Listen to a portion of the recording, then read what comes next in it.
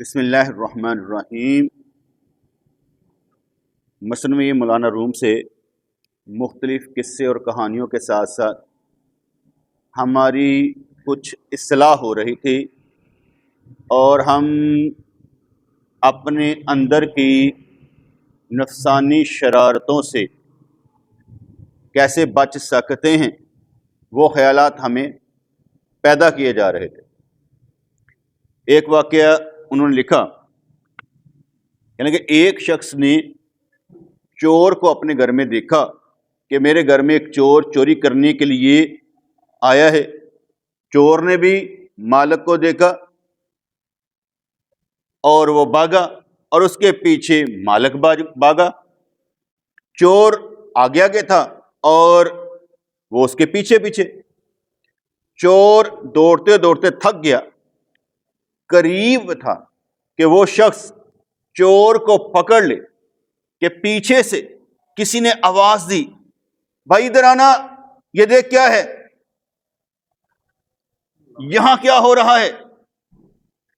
اس نے سوچا یہ کوئی میرا خیر خواہ ہے جس نے مجھے آواز دی ہے اور مجھے کچھ بتانا چاہتا ہے اور بہت بڑے خطرے سے بچانا چاہتا ہے۔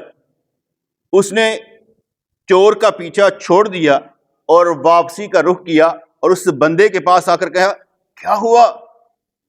کہنے لگا، بھائی یہ چور کے پیروں کے نشان دیکھو، یہاں پر چور ادھر ہی بھاگا ہے۔ اس نے کہا، اے بے وقوف، تو نے مجھے واپس اس لیے بلایا ہے، میں نے تو چور کو تقریباً پکڑ ہی لیا تھا، میں اپنے دشمن کو پکڑ کر گھسیٹتا، تو نے اسے چھڑا دیا کہ یہ نشان ہے، میں اصل مقصد تک پہنچ چکا تھا، تو مجھے اسباب اور وجوہ بتا رہا ہے۔ فرمانے لگے، کسی کو ذات کی تجلی حاصل ہو جائے، کسی کو ذات اقدس کی تجلی حاصل ہو جائے تو اسے صفات کی تجلی ضرورت نہیں رہتی، کیونکہ تجلی حق، تجلی ذات اور ہوتی ہے، تجلی صفات اور ہوتی ہے، دونوں میں فرق ہوتا ہے۔ تجلی ذات اللہ کریم کی ذاتی تجلی، جیسے ہم کہتے ہیں نا کہ حضور علیہ الصلوۃ والسلام اللہ کریم کی ذاتی تجلی سے آئے۔ وہ نور جو کہا جاتا ہے نا کہ سب سے پہلے اللہ کریم نے میرا نور تخلیق کیا، وہ اللہ کریم کے اندر سے نہیں نکلا تھا، وہ اللہ کریم کی ذاتی تجلی سے تھا، ٹھیک ہے جی۔ اور صفاتی تجلی جو اللہ کریم کی صفات ہیں اس کی تجلی پڑے وہ کچھ اور ہے، جیسے اللہ تعالیٰ سمیع ہے، بصیر ہے۔ اور میں نے آگے بھی بتایا کہ ہمارے پیر مرشد رحمۃ اللہ ارشاد فرمانے لگے کہ میں مراقبہ کر رہا تھا تو مجھ پر اللہ تعالیٰ کی صفاتی تجلی پڑی، تو میں نے فرشتوں کی آوازیں بھی سن لی۔ ہو سکتا ہے کہ مراقبے میں بیٹھے وہ کچھ غور و فکر کر رہے ہوں تو وہ فرشتوں کے متعلق ہو تو ادھر کی آواز سنائی دے دی۔ اور میں نے آگے کہا تھا کہ حضور علیہ الصلوۃ والسلام پر اللہ تعالیٰ کی ذاتی و صفاتی تجلی ہر وقت پڑتی، اس لیے جو چاہتے وہ کر سکتے تھے، اختیار حاصل تھا، کیونکہ وہ ذاتی و صفاتی تجلی کا مرکز اور محور تھے، اس لیے رحمت للعالمین کہلائے جاتے ہیں۔ اب یہاں پر وہ چور کے پیچھے بھاگ رہے تھے، چور آگے آگے پیچھے بندہ، اور بندے کو پیچھے سے آواز دی، بھائی یہ ذرا، ہم بہت تیز جا رہے ہوتے ہیں، پیچھے سے بہت سی آوازیں آتی، فرض کریں ہم 90% ٹھیک ہو چکے ہوتے ہیں، 90% ہم ٹھیک ہو چکے ہیں، 10% کا ہمارا فرق رہتا ہے، تو پیچھے سے آواز آتی، بھائی یہ دیکھ، وہ واپس جاتا ہے کہ اندر میں ہی یہاں کیا۔ خیال بندے کو جب واپس لے کر جاتا ہے نا، اگلا رستہ کھوٹا کر دیتا ہے۔ اگر تو پچھلے سال گناہ گار تھا تو تھا، اب نہیں ہے تو نہیں ہے، اگر پھر کوئی گناہ ہو گیا تو 10 سال پیچھے نہ جا، 10 سال پیچھے نہ جا، تو واپس وہیں رہ، اور کیا یہ اگلا بھی ختم کر دوں گا، آگے تو چلنے دو۔ میری بات بیٹے کو سمجھ آئی کہ نہیں ہے؟ اس لیے جو پیچھے مڑ کر دیکھتے ہیں وہ پتھر کے بن جاتے ہیں، پیچھے مڑ کر نہیں دیکھنا چاہیے، ہر لمحہ آگے کا ہے، ہر لمحہ آگے کا ہے، پیچھے کا رونا کمزور لوگ روتے ہیں. میں پیچھے کو دیکھتا ہوں تو مجھے اللہ تعالیٰ کی نعمتیں، رحمتیں اور برکتیں نظر آتی ہیں. کہاں سے ہوتے ہم یہاں ہیں. اگر پیچھے کو دیکھیں تو ہم کچھ بھی نہ تھے، اب دیکھیں تو بہت کچھ ہے، اور اس سے آگے اور بہت کچھ ہوں گے. ہم کوئی مایوس لوگ تھوڑی ہیں کہ ہم مایوس ہو جائیں کہ ہم کچھ بھی نہیں رہنا، ہمیں اس سے کیا لینا دینا. تو کہنے لگا میں نے تو چور کو پکڑ ہی لیا تھا اور تو مجھے اب سباب اور وجوہ بتا رہا ہے. کہنے لگا کسی کو ذات کی تجلی حاصل ہو جائے تو اسے صفات کی تجلی کی ضرورت نہیں رہتی. جب کوئی شخص پانی کے تہ میں پہنچ جاتا ہے تو اس کی نظر پانی کے رنگ کی طرف نہیں ہوتی، پانی کے رنگ کی طرف نہیں ہوتی. اگر کوئی ذات کی تجلی کے بعد صفات کی تجلی میں مستغرق ہو جائے تو اس نے اپنا مرتبہ گرا لیا. ایک بندہ مسبب الاسباب کو جانتا ہے، اب وہ اس سے چھوڑ کر سبب کو کچھ دیکھنے شروع کر دے تو اس نے اس کی قدر نہیں کی. ایک بندہ مسبب الاسباب اللہ کو جانتا ہے، اس سے توکل رکھتا ہے، یقین رکھتا ہے، اور اس کے بعد وہ نیچے کو آئے اور لوگوں کو سبب جاننا شروع کر دے، ان کی طرف غور و فکر کرے تو وہ نیچے گر گیا. جس کا میں نے کئی دفعہ آپ کو لفظوں میں بھی بتایا کہ جب بھی میں کوئی کام کرنا شروع کرتا ہوں، کوئی مشن اپنے سر لیتا ہوں، تو سب سے پہلے کیا کرتا ہوں، اگر کوئی میرا ساتھ نہیں دے گا تو میں کیلا کر سکتا ہوں، پہلی بات. دوسری بات، اگر کوئی نہ بھی کرے گا اور کوئی کرے گا، کام ہو گیا تو اللہ کی طرف سے. بندے کا گلہ کیسا، بندے کا بیٹے گلہ کیسا کہ اس نے نہیں کیا، اس نے نہیں کیا. اللہ تعالیٰ نے جس سے کروانا تھا کروا لیا، جس کے حصے میں ثواب لکھنا تھا لکھ دیا، جس کے حصے میں اجر لکھنا تھا لکھ دیا. اب ہم دیکھ رہے ہیں کہ کس کس نے نہیں کیا، وہ نظروں سے گر گیا نا، وہ تو سبب ہے، اصل کام تو مسبب الاسباب کا ہے. ٹھیک ہے جی. تو اس لیے انہوں نے کہا اگر کوئی ذات کی تجلی کے بعد صفات کی تجلی میں مستغرق ہو جائے تو اس نے اپنا مرتبہ گرا لیا. عام لوگوں کی نیکیاں مقربین کے لیے گناہ کی طرح، کیونکہ عام لوگ ہوتے ہیں نا، وہ نیکیاں ان کا طریقہ کار، جو مقرب لوگ ہوتے ہیں ان کا خلوص، ان کا مرتبہ کچھ اور ہوتا ہے. اس لیے عام لوگوں کی نیکیاں مقربین کے لیے گناہ کی طرح ہے کہ اگر وہ واپس آ کے اس طرح سمجھے ہم اس طرح ہیں، وہ اس طرح ہو ہی نہیں سکتے. تو بیٹے میں ایک علم والا بندہ ہوں، میں آپ کے ساتھ مل کر کہہ کے لگاؤں، بےہودہ باتیں کروں، ڈنگ ڈبو باتیں کروں، ٹھیک ہے، ویسے آپ کو ٹٹ پٹ سناؤں، مطلب میں کون ہوں؟ کوئی عقل مند آدمی بچوں کے ساتھ کھیل سکتا ہے، یہ نہیں کہ اپنے بچوں کو کھلانے کے لیے، ویسے ایک بات کر رہا ہوں کہ عام عقل مند آدمی بچوں کے ساتھ بچیوں کی طرح مسخری تو نہ کر سکتا، کیونکہ اسے عقل ہے. جس کو عقل آ گئی اور وہ کم عقلوں کی باتیں کرے تو اس کا مطلب عقل ہی نہیں آئی. عقل تو سکھاتی ہے آگے بڑھنا، یہ کون سی عقل ہے کہ تو نیچے آ جاتا ہے؟ تو اس لیے انہوں نے کہا کہ عام لوگوں کی نیکیاں مقربین کے لیے گناہ کی طرح ہے. پھر انہوں نے سمجھایا کہ اگر بادشاہ کسی وزیر کو کوتوال بنا دے تو بادشاہ اس کا دشمن ہوگا. کہ وزیر ہے تو انہوں نے لاتا چاہے سنتری لگ جا، ایس ایچ او لگ جا، وہ وزیر ہے یار. تو اگر بادشاہ کسی وزیر کو کوتوال بنا دے تو بادشاہ اس کا دشمن ہوگا. لیکن اگر کسی وزیر کو کوتوال بنا دیا جائے تو سمجھو کہ وزیر سے کوئی قصور ہوا ہے یا تھلے آ گیا. ایسا ضرور وزیر کی کسی نادانی کی وجہ سے ہوا ہے، لائق آدمی تو اپنا ہمیشہ حصہ بڑھاتا ہے. کج روی کی ایک مثال قرآن سے سن، آگے وہ کہتے ہیں بعض اوقات بظاہر ایک معاملہ اچھا نظر آتا ہے لیکن اس میں برائی پوشیدہ ہوتی. مسجد بنانا بظاہر ایک اچھا کام ہے، اچھا فعل ہے، لیکن منافقوں نے مسجد درار انتشار پیدا کرنے کے لیے مسجد قباء کے مقابلے میں بنائی. ان کا یہ فعل بد نیتی پر مبنی تھا. انہوں نے کہا کہ ہم نے یہ مسجد اس لیے تعمیر کی ہے کہ بارش کی مجبوری اور ضرورت میں یہاں نماز ادا کر لیا کرے. تو حضور آپ ذرا افتتاح تو کر دیں.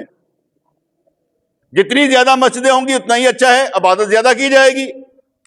لیکن یہ سب ان کی چھوٹی جھوٹی باتیں تھی. اگر سچی ہوتی تو ان کا مقصد ضرور پورا ہوتا. کہتے ہیں جھوٹی باتوں کی مثال گندگی پر اگے ہوئے سبزے کی طرح ہے. بے وفاؤں کی مہربانی پرانے پل کی طرح ہوتی. بے وفاؤں کی مہربانی پرانے پل کی طرح ہوتی ہے. اس کا کیا مطلب ہوا؟ مطلب یہ کہ پرانے پل تو دھیان نہ چلو، ڈرم کر کے تھلے ڈگ پاؤ گے، نیچے گر جاؤ گے. تو بے وفاؤں کی مہربانی پرانے پل کی طرح ہوتی ہے. انسان بے خبری میں اس پر سے گزرتا ہے تو پل بیٹھ جاتا ہے. لشکروں کو شکستیں بھی عموماً بے وفاؤں کی وجہ سے ہوتی ہیں، کیونکہ بے وفا زیادہ آ جاتے ہیں تو پھر شکست ہو جاتی. جن کو کہا ہوتا ہے کہ یہاں یہ کام نہیں کرنے، وہ کہتے ہیں چھوڑو. تو اس لیے لشکروں کو شکستیں بھی عموماً بے وفاؤں کی وجہ سے ہی ہوتی ہیں. منافق جو حرکتیں کرتے تھے حضور کو ان کی حقیقتوں سے آشنائی تھی، لیکن پھر بھی شرافت نفس کی وجہ سے ان کا اظہار نہ فرماتے تھے. پتا ہوتا تھا یہ کیا کرنا چاہتے ہیں، لیکن شرافت نفس کی وجہ سے ان کو کچھ کہتے نہیں تھے. وہ فرماتے میں تم سے زیادہ تم پر مہربان ہوں. انہوں نے حضور سے مسجد میں چلنے کی درخواست کی، مسجد درار میں، لیکن وحی کے ذریعے منافقوں کے اصل احوال سے ان کو باخبر کر دیا گیا. حضور غزوہ تبوک پر تشریف لے گئے. منافق پھر آئے، ان کو کہا سرکار آئیں، اللہ کریم کا حکم آ گیا کہ ان کو صاف انکار کر.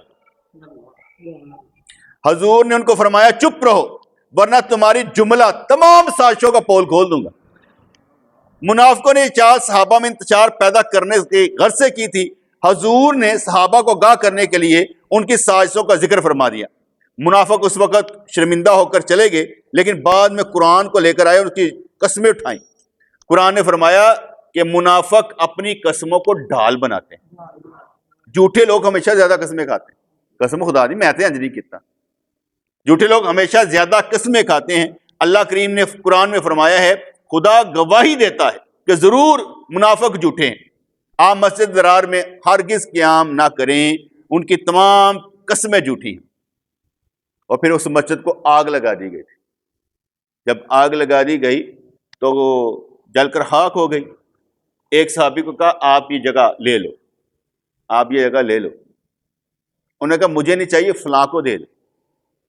فلاں کو دے دی گئی. جب فلاں کو دے دی گئی تو کہتے اوتھے نہ تے مرغی انڈا دیندی سی، نہ کوئی بچہ دیندا سی کوئی. ایسے مرے او صحابی نے بھی چھڑ دیتا سی کہ یہ جگہ یہو جی ہو گئی.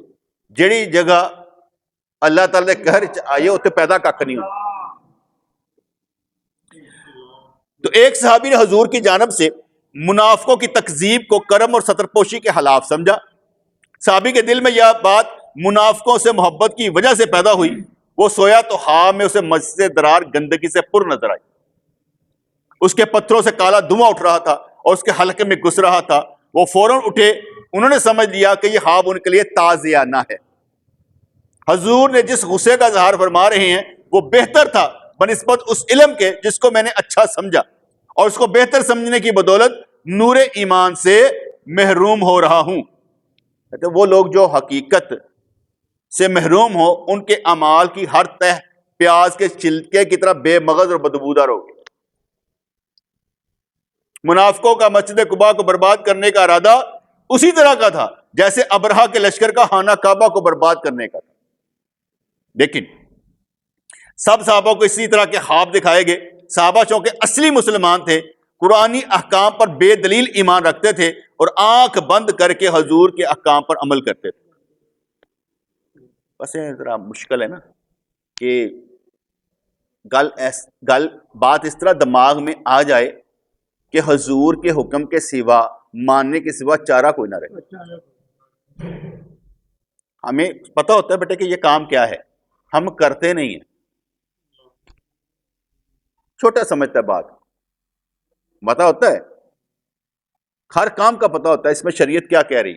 ہم ذرا دوڑ لگاتے ہیں کرنا نہ پڑے اور ٹھیک ہے کوئی بات نہیں، اور جہاں پر اس نے کیا عجیب سا نور حاصل ہوگا. وہ ذرا سمجھنا پڑتا ہے نا ہر وقت میں شیطان کیا کیا ہمیں کھلا رہا ہے، کہاں سے پھسلا رہا ہے، کہاں سے گرا رہا ہے. کہتے کہ تیرا اونٹ گم ہو گیا اور تو چستی سے اس کی تلاش میں سرگرداں ہو گیا. اگر کسی کی کوئی چیز گم ہو جاتی ہے نا تو ڈھونڈنا شروع کر دیتا ہے. یعنی کہ تیرا اونٹ گم ہو گیا اور تو چستی سے اس کی تلاش میں سرگرداں ہو گیا, تو لوگوں سے پوچھتا پھرتا ہے اور کہتا ہے کہ جو میرے اونٹ کی خبر بتائے گا انعام پائے گا.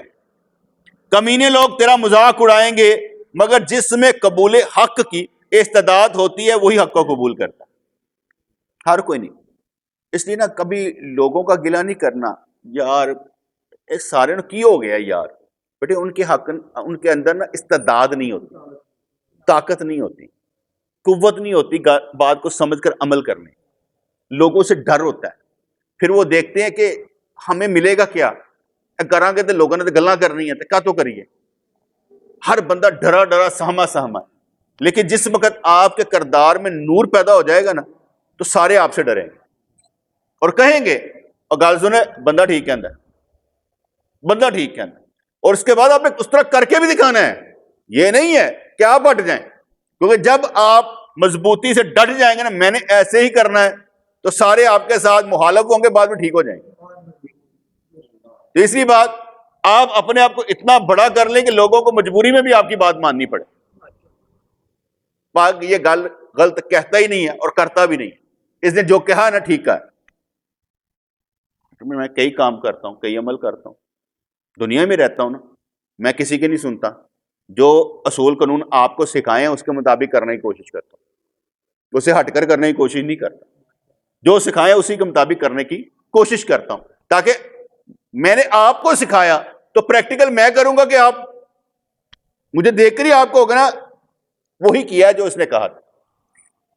اور اگر میں ہٹ جاؤں تو پھر مسئلہ اور ہو جائے گا. فرمانے لگے کہ دیکھو اونٹ گم ہو گیا, پوچھتا جائے جناب میرا اونٹ میرا اونٹ. تو انہوں نے کہا جس میں قبول حق کی استعداد ہوتی ہے وہی حق کو تلاش کرتا ہے. اللہ کریم کی ذات نظروں سے غائب ہے اور لوگ طرح طرح سے اس کی صفات بیان کرتے ہیں. ذات باری کے بارے میں فلاسفہ کا قول ہے کہ ذات خالص ہے اور صفات فرضی ہیں.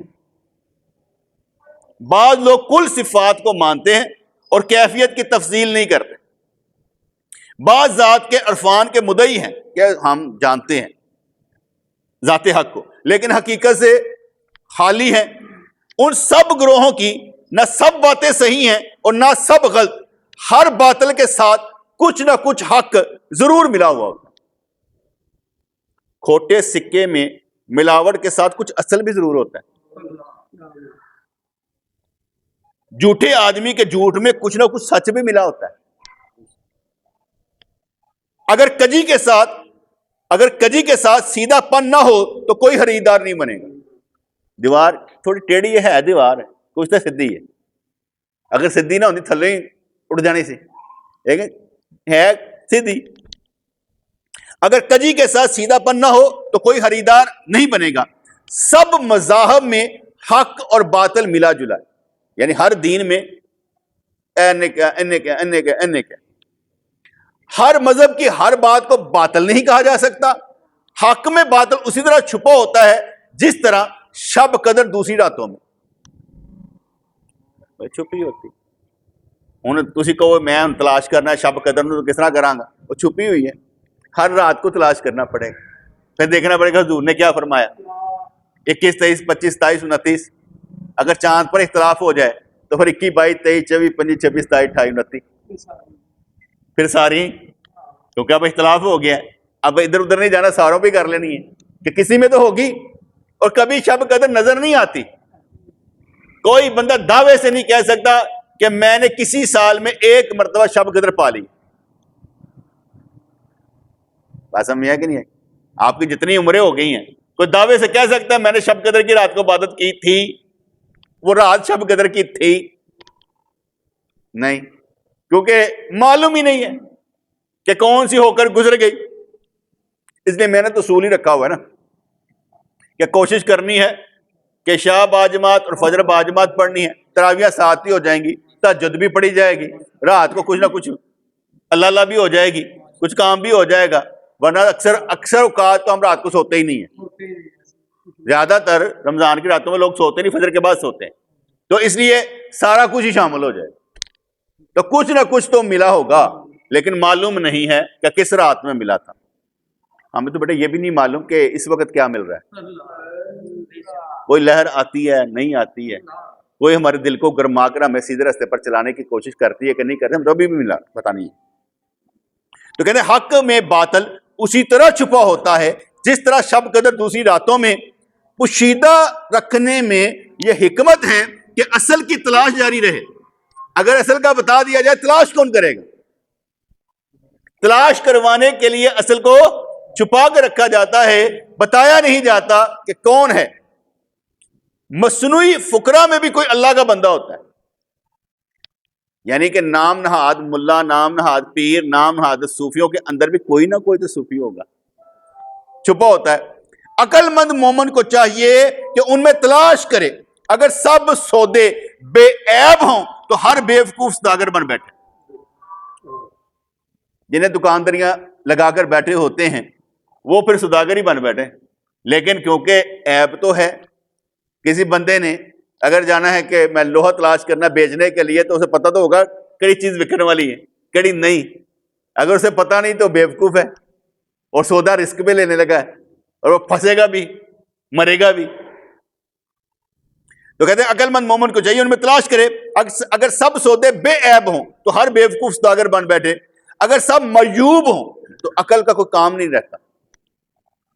اگر کسی کے اندر عیب ہی نہیں ہے تو بیٹے عقل کا کیا کام؟ اگر آپ سارے سچے ہیں تو پھر جھوٹا کون ہے؟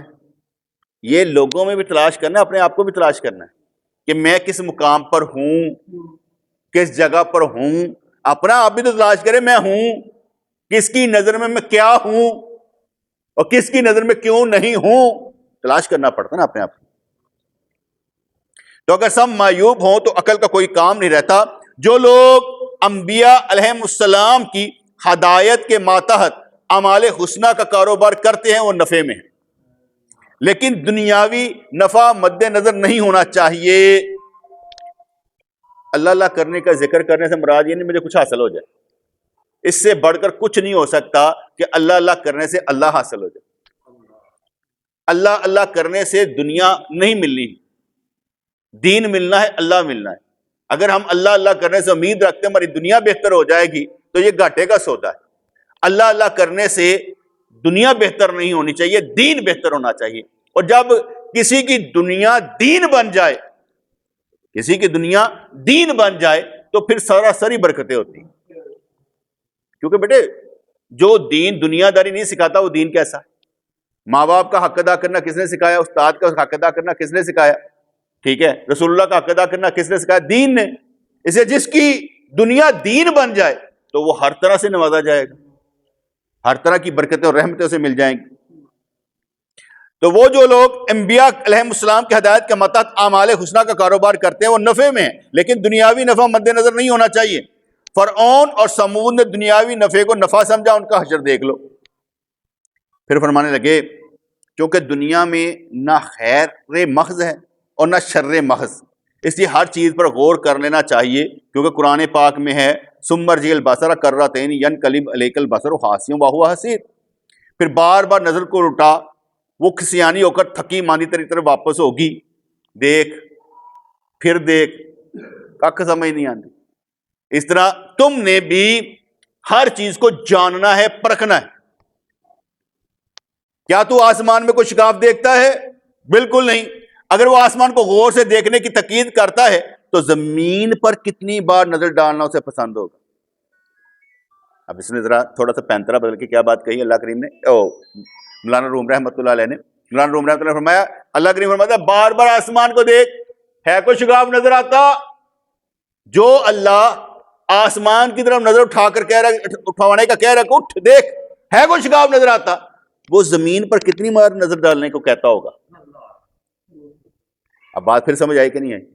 اگر بیٹے وہ اللہ کریم دیکھتا ہے کہ دیکھ اوپر کی طرف، تو زمین کو بھی تو دیکھنا پڑے گا، زمینی حقائق کو بھی تو دیکھنا پڑے گا نا. یہ تو نہیں ہم کہیں کہ صرف آسمان کو دیکھنا ہی اللہ کریم نے فرمایا ہے، زمین کو دیکھنا پسند نہیں فرمایا. زمین کو بھی دیکھ. وہ کہتے سیروا فی الارض کہ زمین پر ذرا چلو پھر دیکھو ہم نے کیا کیا ہے لوگوں کے ساتھ، کہاں کہاں برکتیں ہیں، کہاں کہاں تباہی ہے، جا کر دیکھ لو. مجھے اگر کہا جائے تم کہاں پر رہنا پسند کرو گا، میں کہوں گا شام کے علاقے میں. کہا جائے کیوں، میں کہا چاہے ضعیف حدیث ہو لیکن کہتی ہے کہ وہاں ابدال رہتے ہیں. ضعیف حدیث ہی ہو لیکن کہتے ہیں وہاں پر ابدال رہتے ہیں. شام کو برکتوں سے نوازا گیا تھا. حضرت امیر معاویہ رضی اللہ تعالیٰ عنہ بھی شام کے تھے اور ان کے دل میں تھا یہ بات کہ حضور نے شام کے لیے بہت برکت کی دعائیں کی ہیں، ایسی ہمیں برکت آ گئی اور برکت نصیب بھی ہوئی. ایسا نہیں کہ برکت نصیب نہیں ہوئی، برکت نصیب بھی ہوئی. اہل شام کو برکت نصیب بھی ہوئی. 22 لاکھ مربع میل تک حضرت عمر فاروق کے تخت و تاج جو تھے ہمارے وہاں تک پہنچے اور 64 لاکھ مربع میل حضرت امیر معاویہ نے پہنچایا. اتنی پاپولرٹی گین کر لی تھی جس کی وجہ سے وہ پہلے ان کو چھیڑنے کی کوشش کرتے ہیں نا. آج بھی پتہ نہیں افضل شیر مروت نے بی بی ہندا رضی اللہ تعالیٰ کے متعلق کوئی بک بک کر دی تھی، بکواس کر دی تھی. مطلب کہ ہے نا بغیرت نے سارے کے سارے دین حق سے بے نیازی ان کی. اور ویسے بھی آپ کو معلوم ہے کہ تعلق سب کا تقریباً اہل تشیع سے ہے، ان کا تعلق ایمان سے تو ہے نہیں. ہم وہ سنی لوگ تو سارے سن کر کے بیٹھے ہیں، دین کو پھیلانا آتا ہی نہیں. دین پھیلانا کیسے آتا ہی نہیں. وہی ہمارے حتم میں درودیں ہمیں لگا دیا گیا، ہم حتم درود پہ اپنے مردے بخشوا رہے ہیں. یہ نہیں جان رہا کہ اگلوں کا دفاع اپنے نبی کا دفاع کیسے کرنا ہے، صحابہ کرام کا دفاع کیسے کرنا ہے. ہمیں معلوم ہی نہیں ہوتا کہ قیامت کی چال اگلے چل رہے ہیں، ہم سوئے ہوئے. لیکن کچھ نہ کچھ تو ہم بھی کریں گے.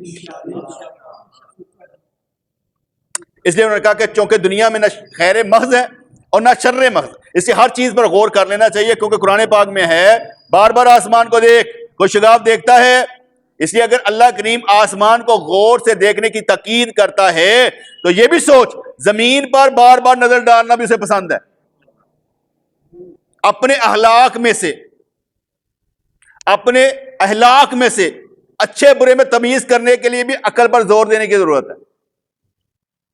اگر بیٹے ہماری باتوں سے ہمیں پتہ نہ چلے کہ ہمارا اخلاق کیسا ہے تو پھر ہم کہاں پر کھڑے ہیں؟ اگر آسمان پر ہی نظر ڈالنی ہے تو اپنے اوپر بھی تو ڈال. پھر یہ بھی دیکھ تیرے بارے میں لوگ رائے کیا رکھتے ہیں، ان کی رائے کو بھی دیکھ کہ تیرے بارے میں کیا کہتے ہیں، تاکہ تجھے پتہ چلے گا تیرے بارے میں کیا کہا جاتا ہے. لوگوں کی رائے اور اچھے لوگوں کی رائے تیرے بارے میں جو ہے وہ اچھی ہونی چاہیے. زمین پر مختلف عوارض اس لیے قائم کیے گئے ہیں کہ وہ زمین کی مخفی چیزوں کی پہچان ہو جائیں، تاکہ لال اور سنگ الگ الگ پہچانے جائیں. اور اللہ کی صفات قہر و مہر بھی پوشیدہ چیزوں کو خوف اور امید کی وجہ سے ظاہر کرنے کے لیے ہیں.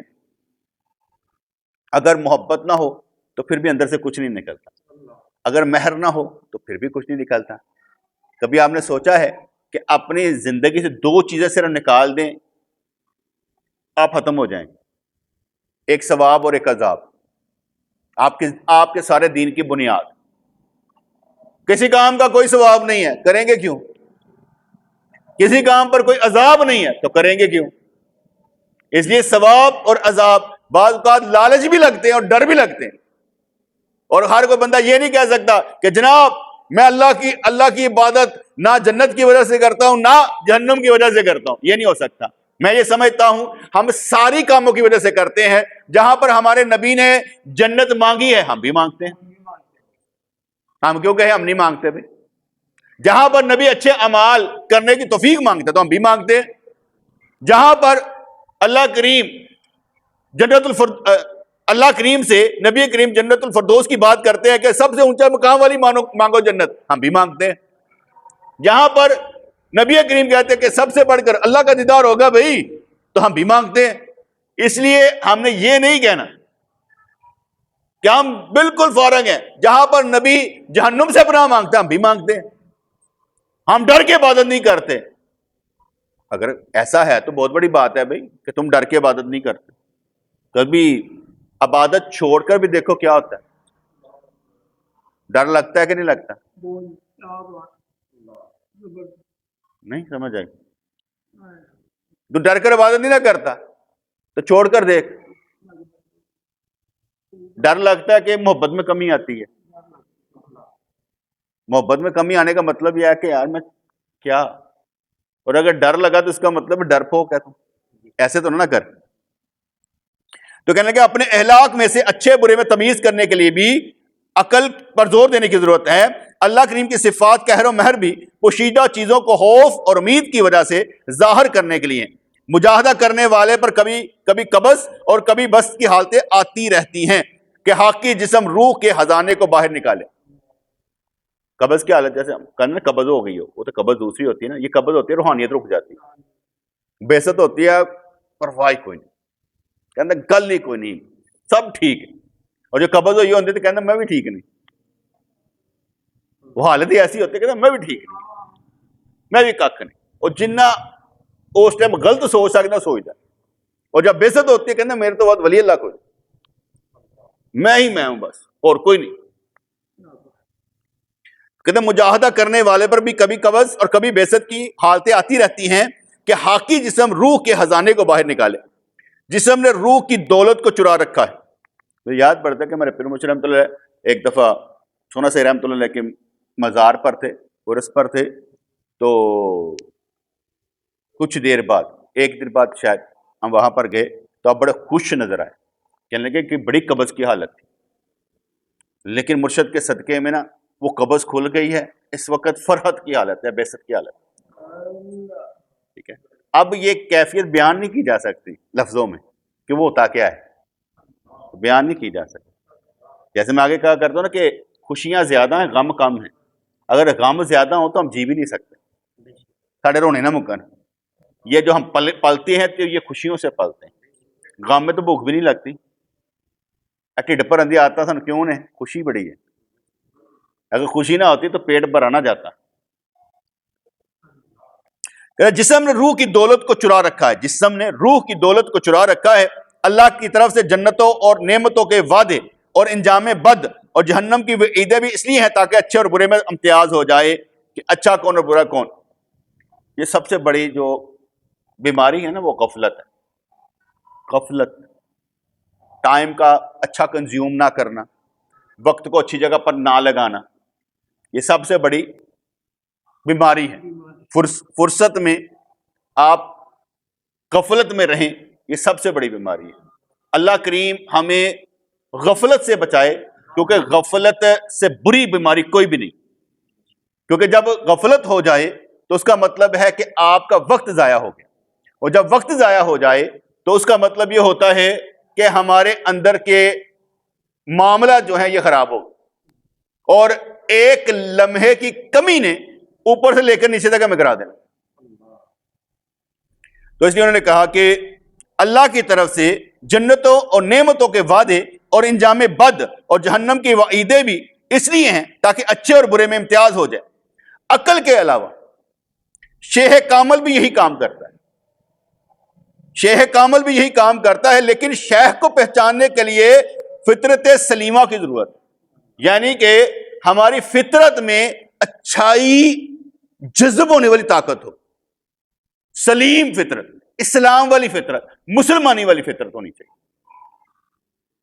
سلیم فطرت والا عہد الست کے اس ذوق سے واقف ہے۔ جب اللہ کریم نے پوچھا نا کہ دنیا میں جا کے میری عبادت کرو گے کہ نہیں کرو گے، اور مجھے پہچانو گے کہ نہیں، مانو گے نہیں رب، کیوں نہیں یا اللہ مانیں گے؟ جب وہ انسان کے اوپر وہ سمجھ لے فیضان، وہ تجلی، وہ یاد جب آتی ہے، وہ جب یاد آتی ہے، کیونکہ اللہ کریم بیٹے، اللہ کریم ایک نقطے کی بات سمجھانے لگا، نقطے کی بات سمجھانے لگا، الہامی بات سمجھانے لگا۔ اللہ کریم نے سب نبیوں سے وعدہ لیا تھا کہ جب رسول اللہ صلی اللہ علیہ وسلم دنیا میں تشریف لے آئے، تم نے ان کی پیروی کرنی ہے، تم نے ان کا کلمہ پڑھ لینا ہے، اور اس وعدے کو جو نبیوں نے کیا ہوا تھا وہ معراج کے موقع پر سب کو بلا کر ان کو امام بنا کر سب کو دکھایا گیا۔ اب نقطے کی بات سن لیں، جس نے وہ وعدہ کیا ہوا ہے نا، وہ فطرت سلیم والا وہ وعدے کا ذوق پورا ضرور کرے، جیسے معراج کی رات میں کروایا گیا۔ بس اس نقطے کو سمجھ لیجئے گا، ڈی کوڈ خود ہی کر لیجئے گا نا۔ یہ جو سلیم فطرت والا بیٹا ہوگا نا، اگر وہ الست والا ذوق نہیں نہ رکھے گا، یہ سب کے ساتھ ہوگا جو اس ذوق کے ہوں گے بیٹے. یعنی ہماری تیاری یہ ہے کہ ہم ان تجلیوں سے واقف ہوں جو اللہ تعالیٰ اپنے بندوں پر نازل کرتا ہے، چاہے ہم کچھ بھی نہیں ہیں، مگر جب وہ تجلیاں پڑھنی شروع ہو جائیں تو اپنے آپ کو خاموش اور گونگا بنا کر اپنا راز کسی کو نہ بتا کر اس سے مست ہو جانا ہے. یہ چیزیں ظاہر نہیں ہونی چاہیے، یہ بتانے والی نہیں ہوں گی کہ آپ بتا سکتے ہوں. بتانے کا حکم ہی نہیں، بتانے کا حکم ہی نہیں ہوتا. یہ نہیں میں کہہ رہا کہ میں اس جگہ پر ہوں، میں یہ نہیں کہہ رہا بیٹے، لیکن اپنے شیخ کو اس جگہ پر سمجھنا بھی چاہیے. جیسے میں نے آگے سمجھایا بھی تھا کہ اپنے شیخ کو اس جگہ پر سمجھنا چاہیے. ہمارا کام ہے کہ ہم سمجھے کہ ہمارا پیر ہمیں دیکھتا ہے. ٹھیک ہے، پیر یہ نہیں کہتا میں دیکھتا ہوں، لیکن مرید یہ سمجھتا ہے کہ میرا پیر مجھے ہر حال میں دیکھتا ہے. میں اس پر بھی ایک واقعہ آپ کو سناتا ہوں. خواب میں آپ کو سناتا ہوں.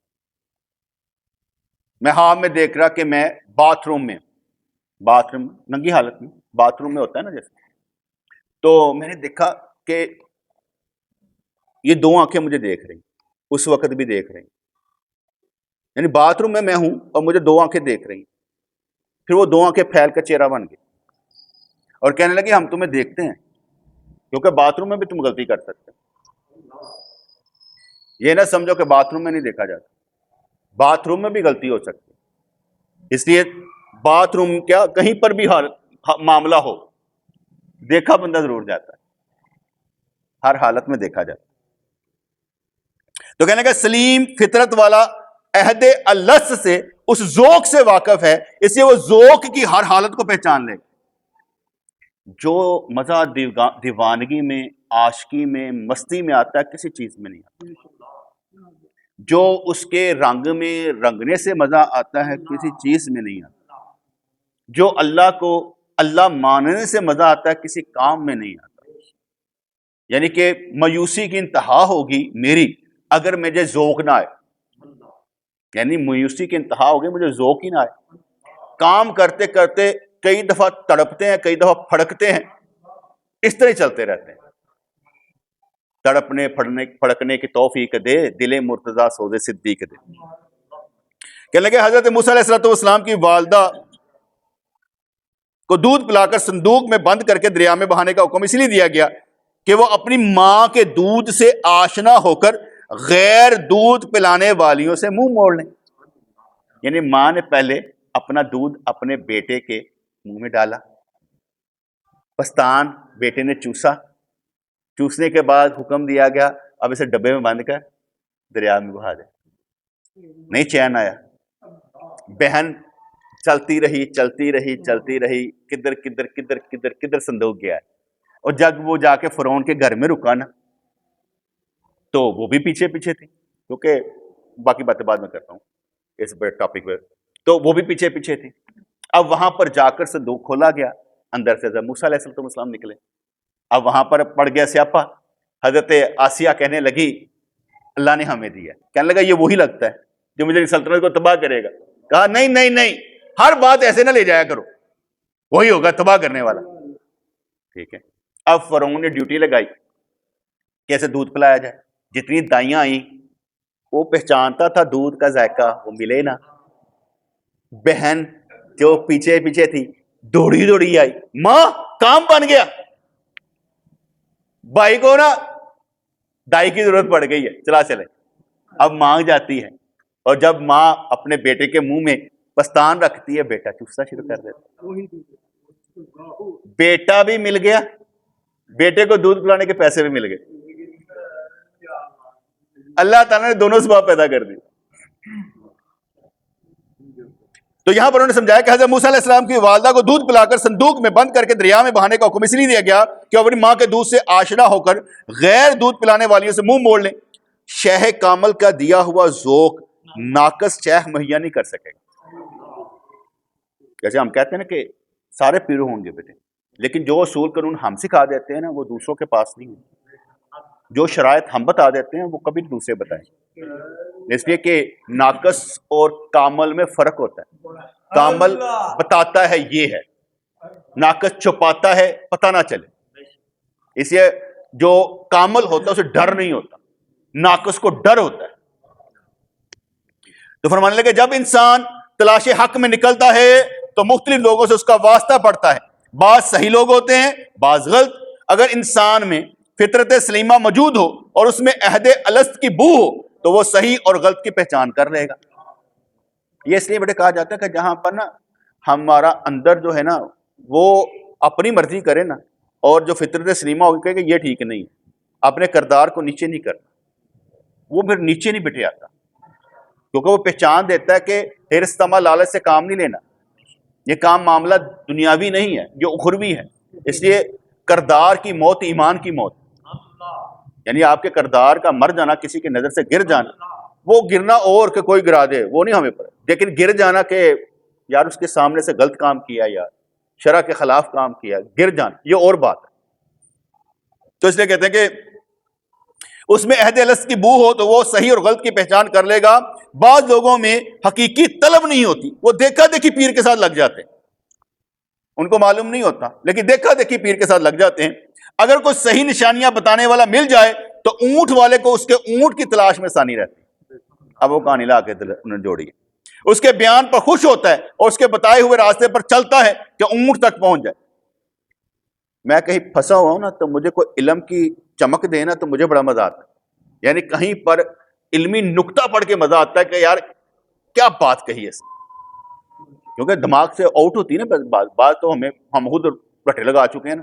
بعض یہ ہوتا ہے کہ کسی کے نکتے پر مزہ آتا ہے کہ یار اس نے نکتہ بڑا شاندار دیا، اس نے میرا تعلق جوڑ کے رکھ دیا. جیسے میں نے آگے بھی بتایا کہ ایسے کر کے یوں کر کے نا ایسے خیال چلا گیا، خیال آیا یار نمازیں تو ہم بھی پڑھتے ہیں تو پھر نبی کے صدقے میں جنت میں جانا ہے. یہ یوں کر کے نا یوں خیال آیا، آنکھوں سے آنسو رواں ہوئے اور اندر سے جواب آیا اگر نبی کے صدقے میں جنت نہیں نہ ملنی ویسے لینی بھی نہیں ہے. اب کیا کیا، اپنی نفی کر کے یہ کہہ دیا کہ اگر نبی کے صدقے میں نہیں، تیری اوقات نہیں، تجھے ملنی نہیں چاہیے، ملے تو اس کے صدقے میں مل. تو کون ہوتا ہے کہ انکار کرنے والا کہ نبی کے ہم کچھ ہیں ہم کچھ نہیں. یہ بڑے لمحے میں ایسے سپیڈ سے گزر جاتا ہے، وہ خیال امتحان بن جاتا ہے، اور اسی وقت جو شیطان ہوتا ہے نا وہ چال چل جاتا ہے نا، تو آپ اسی وقت دیکھتے ہیں کہ ہوا کیا، آپ کے اندر سے چیز کیسی نکلی.